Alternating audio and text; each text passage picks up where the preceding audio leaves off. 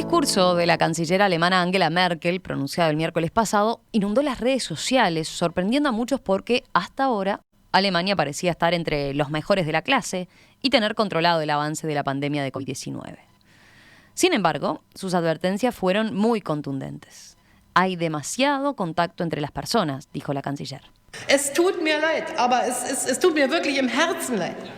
Lo siento sinceramente en el alma, pero si esto significa pagar un precio diario de 590 muertos, desde mi punto de vista, no es aceptable. Y debemos hacer algo. Si tenemos demasiados contactos antes de Navidad y al final son las últimas Navidades que pasaremos con nuestros abuelos, supondría una gran pérdida, continuó diciendo. Evitemos hacer eso, decía Merkel.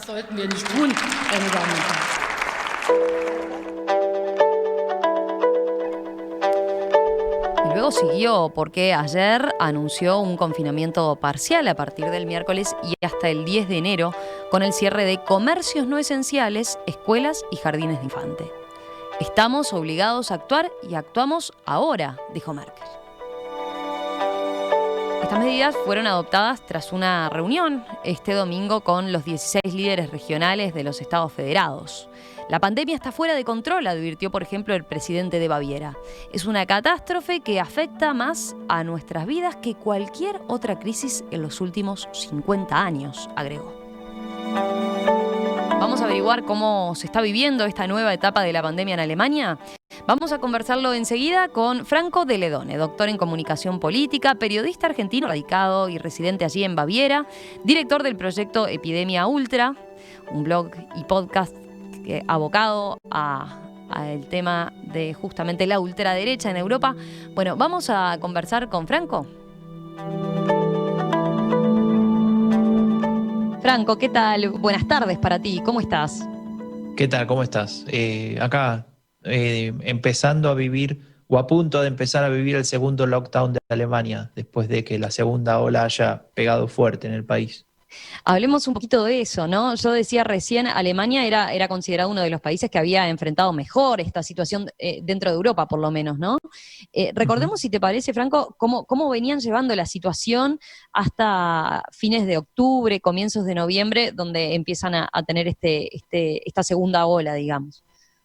Claro, si uno mira un poco los casos que tenía Alemania en términos absolutos, estaba alrededor de 1.000, 2.000 en septiembre, principio de octubre, ¿no? Y a fines de octubre, el salto, digamos, de 1.000, 2.000 a 6.000, que es un salto claramente exponencial, empieza a activar algunas alarmas, pese a que, bueno, por una cuestión de diferentes intereses y también por la propia naturaleza humana, que a veces no quiere necesariamente creer lo que está pasando y lo toma como una excepción, se pensaba que eso era una situación, digamos, que simplemente mostraba algo que no necesariamente se iba a sostener en el tiempo, ¿no? Y Angela Merkel, en un mensaje de aquel momento, de aquellos meses, noviembre, por ahí, dijo: ojo, porque esto si se sigue mostrando, si se sigue dando de manera exponencial como lo estamos viendo, vamos a llegar a Navidad con más de 10.000 contagios.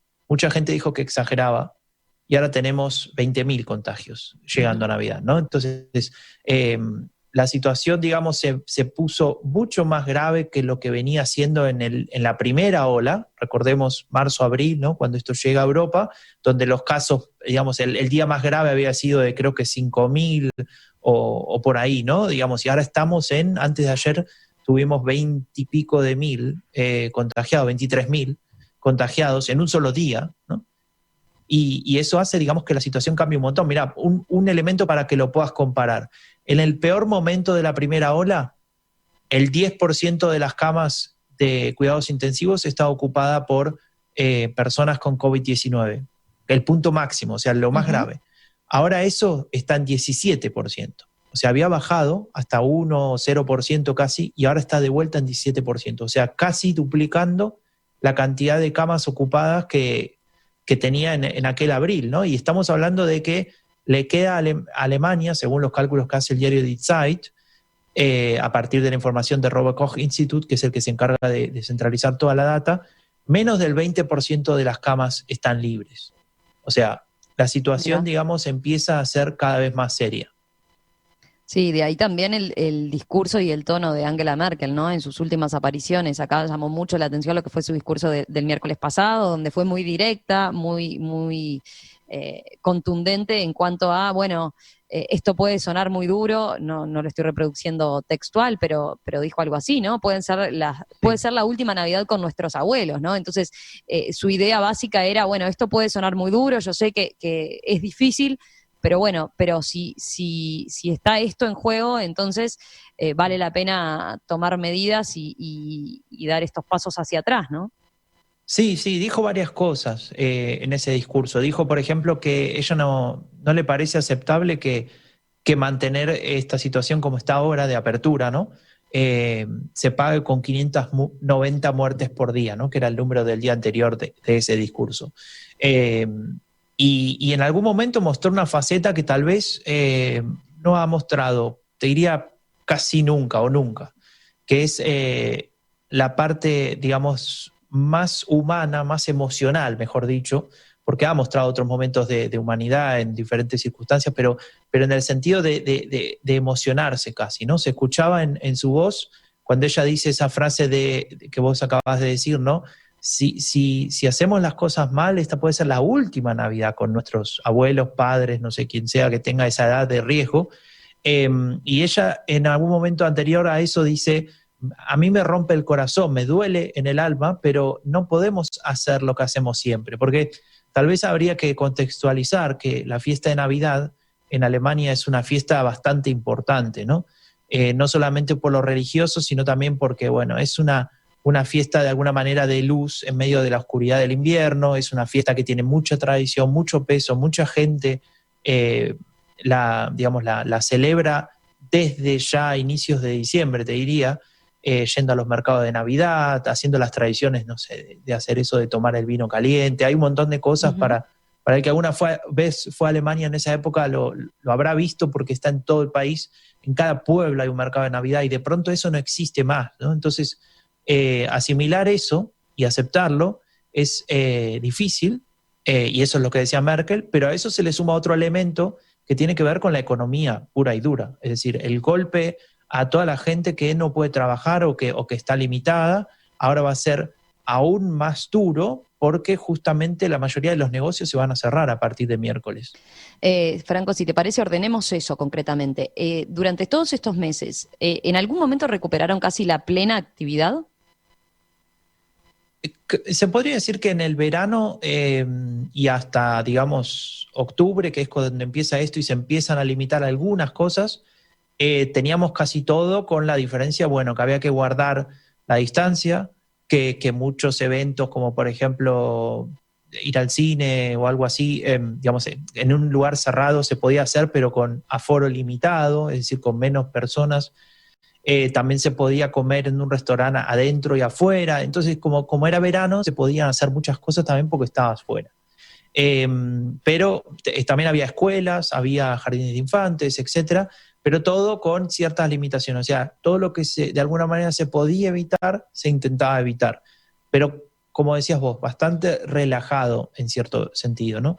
Y eso empieza a cambiar, te decía ya en noviembre, cuando se empiezan a reunir lo que serían los jefes de los ejecutivos en cada región, eh, con diferencias, y el punto máximo es, bueno, en esta semana, cuando los números ya no tienen control. O sea, ayer bajaron un poco, pero en general los fines de semana bajan porque hay menos movimiento y digamos, el impacto real lo tenés que medir con la semana anterior, y el domingo anterior también había sido, o sea, el de ayer fue peor que el domingo anterior.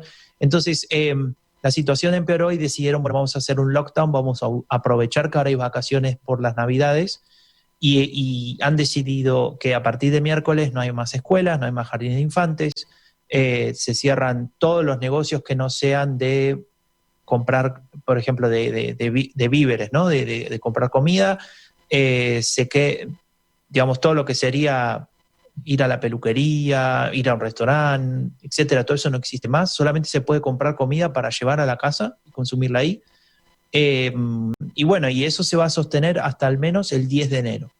Y el 10 de enero se va a volver a evaluar, a ver qué pasa. El problema de eso es, como te decía, por un lado la economía. Imagínate si vos tenés un salón de peluquería. el momento en el que más trabajas es antes de Navidad. Todo el mundo quiere estar bien, con el pelo aceptable para las fiestas. Todo eso desaparece.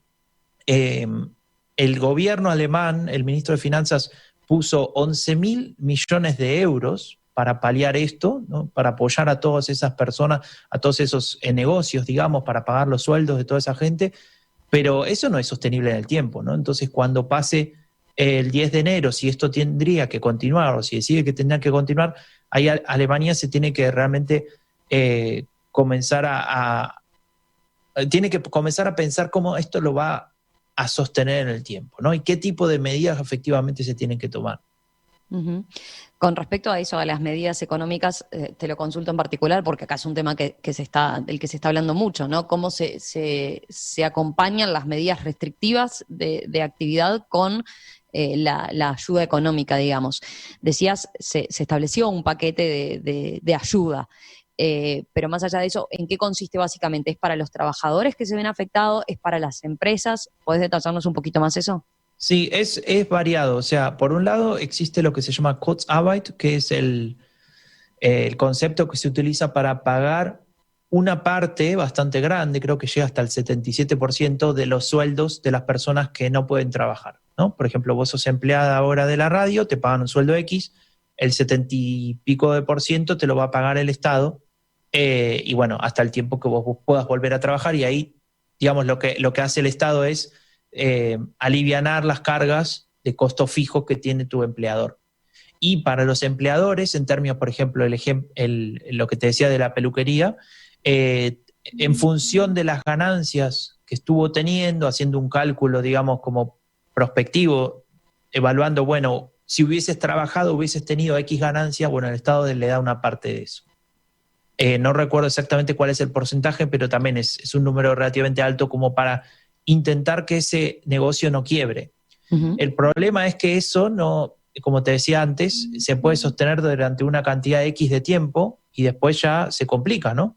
Porque, digamos, el Estado no tiene el dinero ese definidamente, y Alemania es un país que, si bien está muy bien preparado en términos de financieros, pensá que Alemania no genera deudas desde el año 2015. Aún así no deja de ser un agujero fiscal súper importante porque venimos teniendo esta situación desde marzo, ¿no? Este lockdown o este semi-lockdown después en el verano, etcétera. Para los negocios no es lo mismo, para los empleadores y para los empleados no es lo mismo. El problema, me parece a mí, de compararlo con otros países, por ejemplo América Latina, Uruguay, pero también en otros, es la cantidad o el peso que pueda llegar a tener en la economía el trabajo el trabajo en negro, digamos, o el trabajo, digamos, no sé cómo se usa, cuál sería la palabra. Sí, informal. Esa es la palabra exacta. El trabajo informal, donde vos tenés mucha dificultad de calcular qué cantidad de dinero a esa persona le podías dar para que se pueda sostener, ¿no? Y entonces ahí, bueno, hay que apelar a la creatividad, digamos. Hablabas de las medidas entonces ahora a partir del próximo miércoles que implicaron, bueno, el confinamiento importante de vuelta, buscando suspender la mayor cantidad de contactos. Hasta ahora se permite, decías, 5 adultos en 2 hogares distintos, ¿no? Contactos que se mantengan entre 5 adultos máximos. Eso, de todas formas, para las fiestas va a ser un poco más laxo. Para la noche de Navidad, de Nochebuena y Navidad, ¿se flexibiliza un poco? Sí, eso a mí todavía me cuesta entenderlo, pero no porque sea difícil de entender, sino porque es raro, ¿no?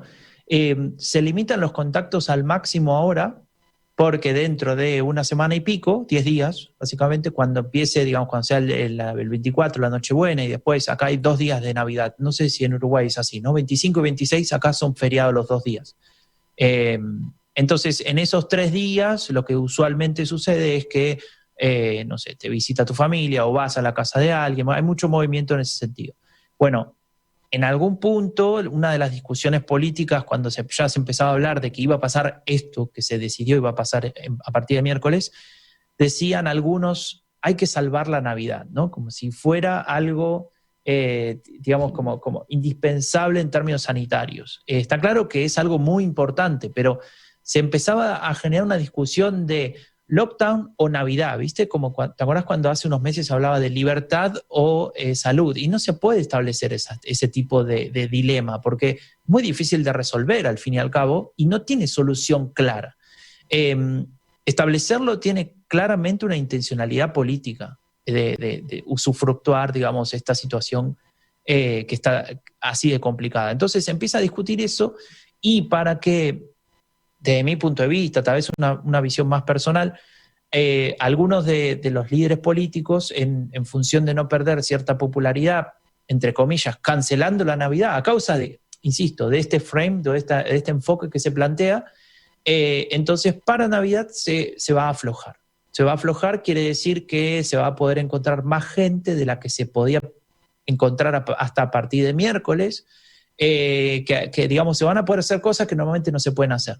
La pregunta es, si vos limitas a partir del miércoles por X razón la cantidad de personas que se pueden juntar en una casa a 5 de 2 familias, ¿qué cambia en Navidad, más allá de lo emocional, para que digamos, aumentar la cantidad de personas que se puedan reunir en ese momento no genere el mismo impacto negativo y no genere otro crecimiento de los contagios, ¿no? Y me parece que esa es la parte que yo no termino de entender, o tal vez que yo no quiero entender porque considero que, digamos, si seguimos intentando buscar soluciones intermedias, seguramente la situación va a seguir como estamos ahora o va a estar peor.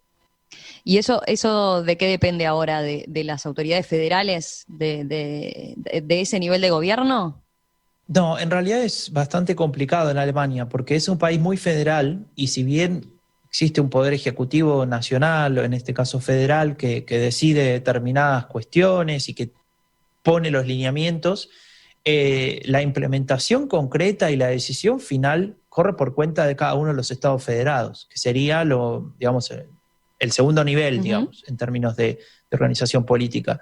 Entonces, claro, tal vez el Estado podría decir, bueno, se puede hacer tal o cual cosa o no se puede hacer, y un Estado federal podría decir, bueno, en función del contexto de acá y qué sé yo, interpretamos esta idea de determinada manera y puede incluso terminar haciendo algo que tal vez el Estado federal no hubiese permitido, ¿no? O también a veces sucede, y eso se da mucho acá en el lugar donde vivo, yo vivo en Baviera, en el sur. Baviera es una región bastante potente desde el punto de vista comercial y con una historia muy especial y con una tradición, digamos, de tener una cierta autonomía política, ¿no? En algún momento de la historia fue un reino independiente, etc. Entonces muchas veces se da como una especie de competencia entre los ministros presidentes de cada uno de estos estados federales y Angela Merkel o el Poder Ejecutivo Federal. Entonces, ¿quién toma primero la decisión? ¿Quién cierra primero las escuelas? ¿Quién las abre después? ¿O quién afloja para los comercios? Y eso también genera muchas discusiones internas que tienen que ver con la política, porque obviamente acá, digamos, no es que todo el mundo se sacó la camiseta y bueno, vamos a trabajar todos para luchar contra la pandemia. A veces se da eso, se ha dado en algunos momentos, pero a veces no, y ahí, bueno, donde también a veces se complica, también acá en Alemania. Es interesante eso que estás planteando. Después una consulta general. ¿Qué opinión tienen los alemanes sobre cómo el gobierno ha administrado esta situación ahora y en particular a partir del anuncio de estas medidas más recientes? O teniendo en cuenta también este panorama diverso que decís, ¿no? Sí, mira, justo mientras que me hacías la pregunta me acordé que hay varias encuestas. Bueno, desde hace tiempo ya se mide esto, digamos, cuál sería obviamente la opinión de los ciudadanos respecto al tema, y en Infratestimap, que es una encuestadora bastante relevante, que lo hace regularmente esta pregunta desde que comenzó todo este problema, hablan de que las medidas, se le pregunta a la gente, bueno, ¿usted cree que las medidas van demasiado lejos o están bien, ¿no? Y por ejemplo, el 53% de los alemanes creen que son correctos, es decir, que más de la mitad cree que está bien. Hay un 18% que dice que debería hacer más el Estado, es decir, que de alguna manera se podría, sumando esos dos números, se podría decir que el 70 y pico por ciento, el 60 y pico por ciento o 2/3 de los alemanes piensan que o están bien o se debería hacer aún más, y hay casi un 30%, 27%, que piensa que estas medidas van demasiado lejos. Ese número viene creciendo muy de a poquito, 1 o 2 puntos por cada 2 semanas, que es cuando se mide, y digamos lo que también demuestra es no necesariamente un problema con el gobierno, sino un cansancio, ¿no? Uh-huh. Y es raro, porque en el caso, yo lo veo porque tengo mis contactos con Argentina, en el caso de ustedes, del hemisferio sur, ustedes lo vienen viviendo mucho más duro, digamos, me refiero al cansancio, ¿no? Porque ustedes pasaron todo el invierno y tuvieron que tener esa cuarentena, y aquí tuvimos ese momento de verano donde parecía que vivíamos una vida más o menos normal, ¿no? Bueno, parece que en Alemania, para algunos, para este 30%, va demasiado lejos. Y si buceas un poquito y ves quiénes son los que están en contra o los que creen que esas medidas van demasiado lejos, cuando se cruza ese dato con el interés, o con, mejor dicho, con el apoyo a un partido político, vemos que los que votan o que los que votarían a la derecha extrema, a la derecha radical, son en su inmensa mayoría parte de ese grupo, ¿no? En más de 2/3, digamos, 3/4 de esa gente piensa que esas medidas van demasiado lejos, ¿no? Para que te hagas un panorama de tal vez determinados alineamientos, si querés, en el espectro político también con lo que hace o no hace el gobierno. Franco, lo último que me queda por preguntarte es, ¿qué pasa con los controles ahora, una vez que comienza el lockdown, como decías, a partir del miércoles? ¿Qué tan estricto se es en ese tipo de controles para asegurar que la gente efectivamente no salga de la casa, a menos que sea para ir a comprar comida, ¿no? Como se permite, para ir a comprar comida o para ir al médico. Y cómo se instrumenta, digamos, ¿no? Sí, ese es un tema bastante complicado porque, como te decía al principio, este es un país muy federal, y otra de las consecuencias de eso es que tal vez no es necesariamente homogéneo, es decir, los recursos de los que disponen algunas regiones no son los mismos de los que disponen otras, tampoco la cantidad de gente, tampoco la infraestructura o el sistema, digamos, en cómo está organizada la población, me refiero a cómo vive. Tomás una ciudad como Berlín con más de 3 millones de habitantes, para controlar qué hacen y qué no hacen todas esas personas necesitas una cantidad de recursos enorme y es bastante difícil, y te diría que en Berlín les debe costar bastante encontrar el punto en el cual puedan realizar un control efectivo. En el caso de Baviera tal vez es lo opuesto, si bien es una población bastante grande en términos de número, también es digamos, viven en ciudades y en pueblos de manera bastante amplia, digamos, en el mapa, entonces es de alguna manera más sencillo poder controlarlo. Lo que yo vi cuando fue el primer lockdown en marzo, acá donde vivo, por ejemplo, estaba prohibido, que ahora, bueno, va a volver a estarlo, ir con tus hijos a la plaza, ¿no? A que jueguen en los juegos y qué sé yo, eso no se podía hacer. Y yo, lo que sí se podía hacer es caminar, ¿no? Se podía ir a caminar y qué sé yo. Y cuando pasé un par de veces por al lado de una de estas plazas, de vez en cuando se veía un patrullero de policía que pasaba, ¿no? Y que si te llegaba a agarrar, te detenía, no te detenía, pero decía, te pedía que vengas y te cobraba una multa, ¿no? Y esa multa fue variando a lo largo del tiempo. Al principio eran unos 50 euros, en algún momento subieron a 300 euros. No sé exactamente cuál va a ser la multa, pero digamos como que el dolor va por el lado del bolsillo, ¿no? Para obligarte a que te quedes. Y después el otro tema es que tal vez yo no lo vivo tan de cerca porque no tengo más esa edad, pero los jóvenes, digamos, la gente joven que necesita y que quiere socializarse y que quiere de alguna manera salir, conocer otra gente, etcétera. Ahí, digamos, hay muchos que lo respetan y hay algunos que hacen fiestas clandestinas o que se juntan, etcétera. Y bueno, ahí se complica bastante porque el contagio es muy, muy sencillo en ese punto y también al mismo tiempo es muy difícil de controlar, especialmente en ciudades grandes, ¿no? Franco de Ledone, doctor en comunicación política, periodista argentino, radicado allí en Alemania, en Baviera. Gracias, muchas gracias, Franco, como siempre, por este contacto y por plantearnos el panorama que están viviendo entonces de allí. Obviamente vamos a seguir atentos a la situación. Volvemos a comunicarnos en cualquier momento. Un abrazo grande. Muchas gracias, Romina. Hasta la próxima.